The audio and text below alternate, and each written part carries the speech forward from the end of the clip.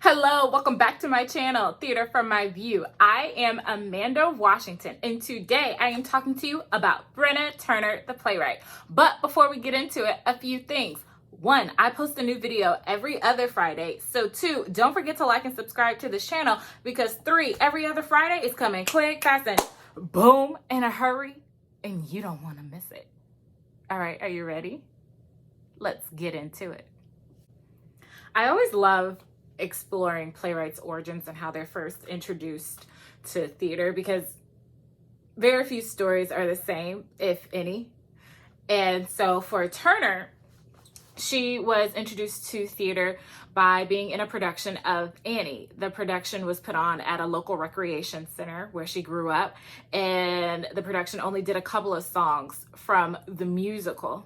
And then they also did some dancing from the musical, a chorus line. So Turner gladly sang in Annie. However, she states in an interview that she stood in the back of the room for the production of a chorus line when it came to the dancing. She just refused to dance. And I find that interesting because fast forward a couple of years later, Turner goes to Mount Holyoke College, which is in Massachusetts, a liberal arts private women's college for theater. It's like, you know, you start off just singing the songs and now you're doing an entire degree in it. Furthermore, she goes to get her MFA in playwriting at Rutgers University in New Jersey. So it's really interesting to just see where someone starts and then to see how they're doing right now. All right, so how do we get Bull in a China Shop, Amanda? Well, the whole reason that Turner goes to grad school, or at least what I could find in the interviews that she has posted about herself, is she needed time to write.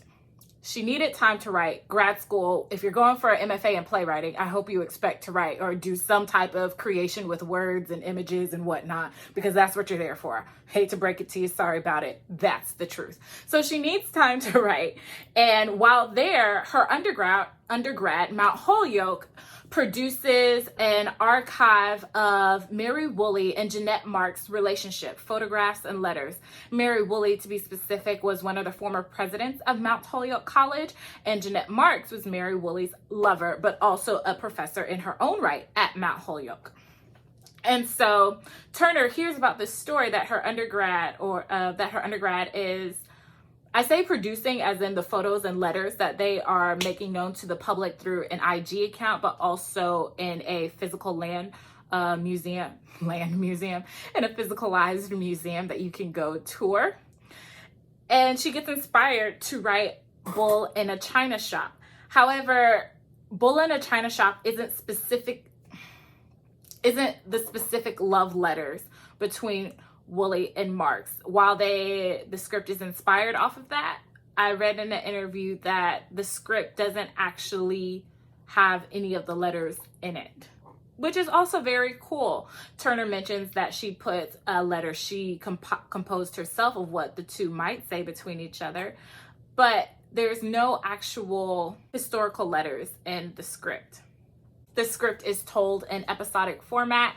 It is crisp in its delivery, and it's lean, but you understand exactly what the playwright, in my opinion, is trying to say. So this archival came out in 2015, and in 2017 Turner was having her first professional production of the show being put on at the Lincoln Center Theater, which is pretty amazing and exciting in itself. Turner is the recipient of the Lincoln Center Theater Emerging Artist Award of 2018. She's also the recipient of the MacDowell Colony Fellowship. Some of Turner's other works include Rats, Phases of the Moon, How to Separate Your Soul from Your Body in 10 Easy Steps. That sounds very interesting. And At the Wedding. At the Wedding actually made the Kilroy's 2019 honorable mentions list.